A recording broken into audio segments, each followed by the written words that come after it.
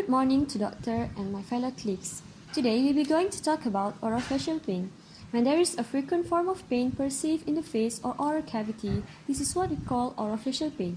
This type of pain can be caused by several reasons, such as the diseases or disorder of regional structures, the dysfunction of the nervous system, or through referral from distant sources. This type of pain can be either episodic or continuous, somatic or neuropathic. History taking is the most important thing that needs to be concerned when managing this orofacial pain. Firstly, we need to do pain assessment to know more about the pain before coming to the differential diagnosis. This pain assessment is based on the all-car system, which we need to know about the onset, the location, the duration, the characteristics, the aggravating factor, the relieving factors, timing and severity of pain. When tackling this type of orofacial pain, we need to have several differential diagnoses in our mind. The several differential diagnoses that can be considered when having this orofacial pain are trigeminal neuralgia, temporomandibular dysfunction syndrome, the sinusitis, the atypical facial pain, the myofascial pain, dental caries, and Okay, let's talk about trigeminal neuralgia. Trigeminal neuralgia is a severe pain caused by injury damage to cranial nerve number 5, which is the trigeminal nerve. When there is an attack, there will be an intense electric shock-like pain that can occur without warning or be triggered by touching specific areas of the face. And this patient may initially experience short, mild attacks with period of remission but can progress, causing longer, frequent attacks of searing pain. There are several causes of trigeminal neuralgia. First, it might be due to deterioration of the protective sheet of the trigeminal nerve, sending abnormal messages along the nerve. Second, it might be due to the compression of the nerve by abnormal vein or artery. And third, it might be due to some other diseases, which is from the infected tooth, sinus infection, shingles, post-herpetic neuralgia, previous nerve injury can be due to multiple sclerosis. And how does the diagnosis be made? First, we need to do the clinical examination followed by the investigation by MRI to detect any blood vessels that compress the nerve. The first line treatment for treating trigeminal neuralgia is usually medication. However, OTC drugs such as aspirin and ibuprofen are not effective. Hence, anticonvulsant and muscle relaxant are usually prescribed to block the pain signal from the nerve.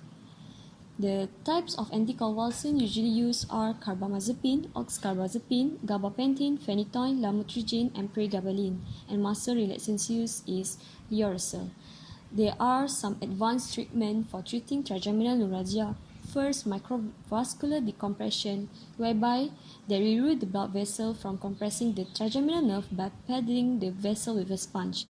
Create an opening just behind the ear and use a microscope to locate the trigeminal nerve nearest origin on the brainstem. The offending blood vessel is moved away from the nerve, and a small Teflon sponge is placed between these two structures. In most instances, this procedure results in substantial pain reduction or even cure.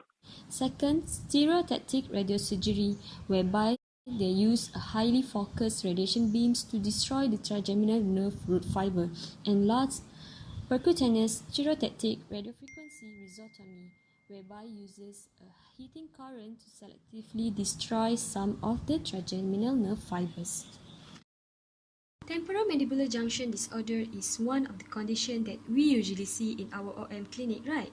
So when this patient comes to our clinic, we usually hear the complaint of pain and tenderness of the jaw, aching pain around the ear, difficulty of chewing and pain while chewing, aching facial pain, and difficulty to open and close the mouth. In most cases, the causes of this TMJ disorder is usually unknown, but it might be due to trauma to the jaw or jaw joint or overuse of the muscle due to bruxism. There are 3 types of classification of the TMJ disorder. First is myofascial pain. Next is internal derangement of joint, which involves the displacement of the joint, and last, the degenerative or inflammatory joint. When patient comes to our clinic with this type of condition, we need first manage by inspection from clinical examination.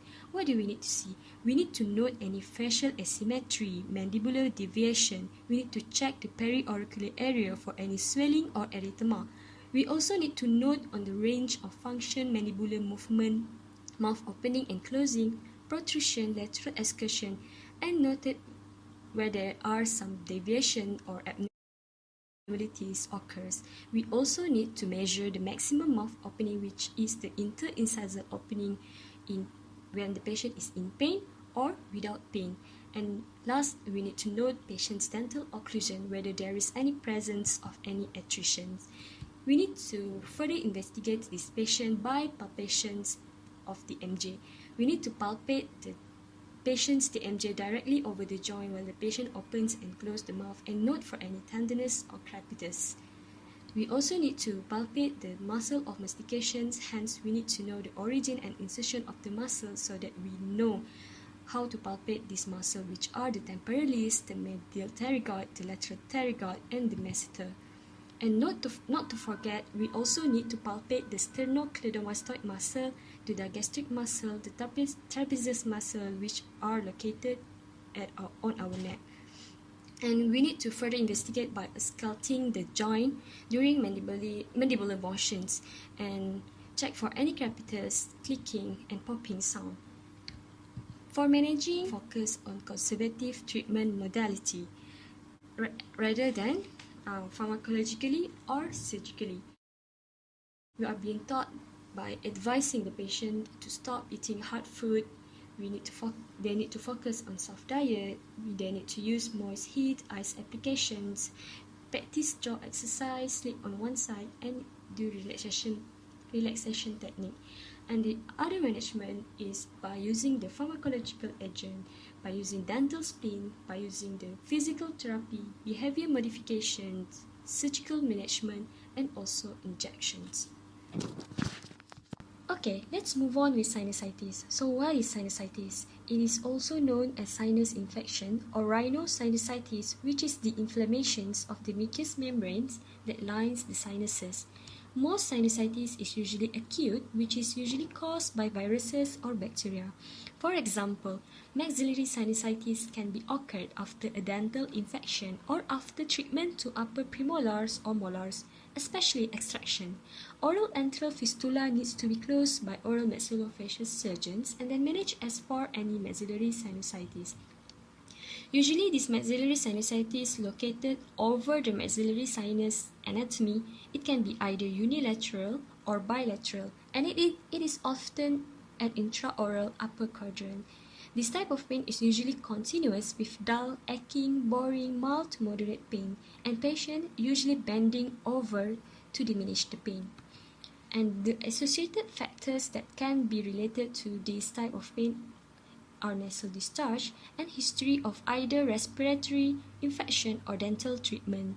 To examine this type of patients, the upper posturative need to be investigated with either it is tender to percussions, and we need to palpate the maxillary sinus anatomy to feel for any tenderness or pain.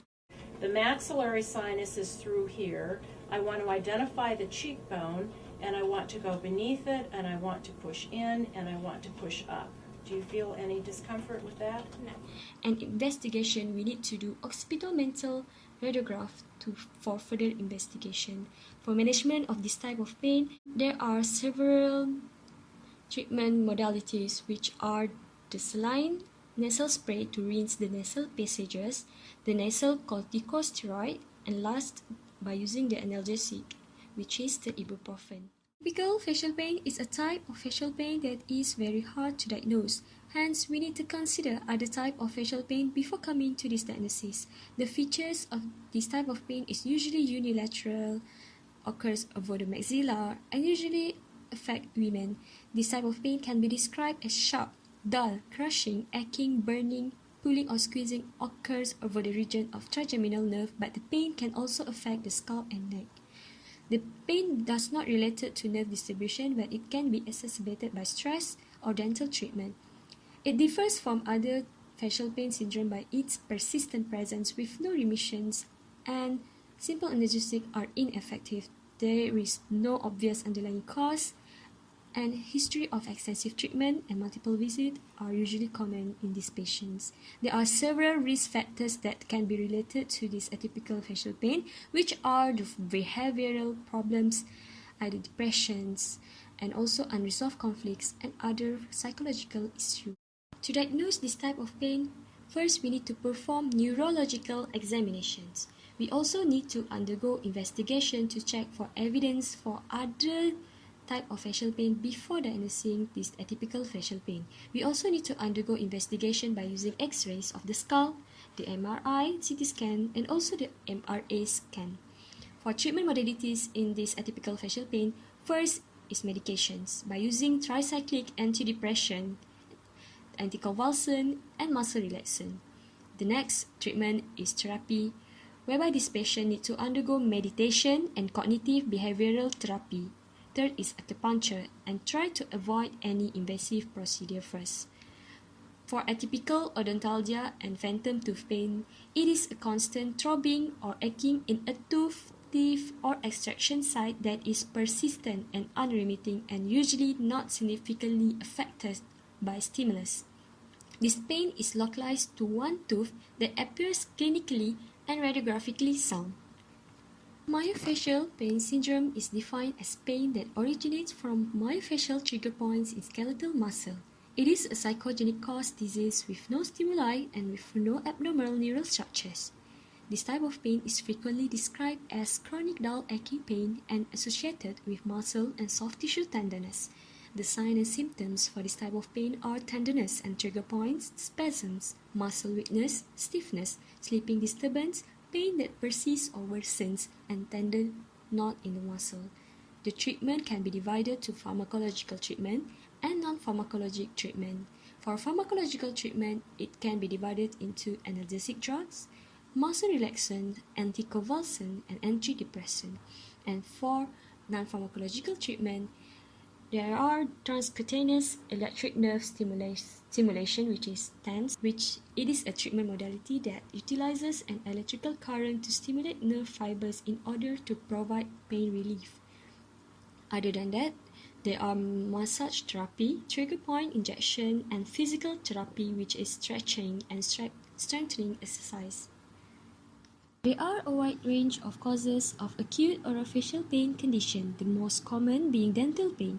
It commonly affects the hard tissue, which can be either caries of the enamel, dentin, and cementum, and soft tissues and supporting bone, which can be either gingivitis or periodontitis. The most common forms of oral pain are the acute form of pains that tend to last for short periods of time. There are several diagnoses that can be related to pain from the dental origin, which are dental caries, irreversible pulpitis, reversible pulpitis, cracked tooth, alveolar osteitis, salivary stone, dental sensitivity, periodontal disease, and pericoronitis.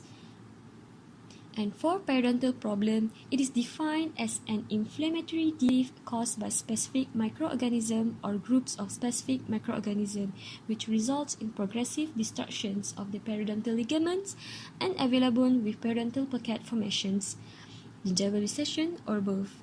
This type of pain is relatively localized and therefore extends less than pain originating in the tooth pulp, and it can be presented with either acute or chronic phase of periodontitis.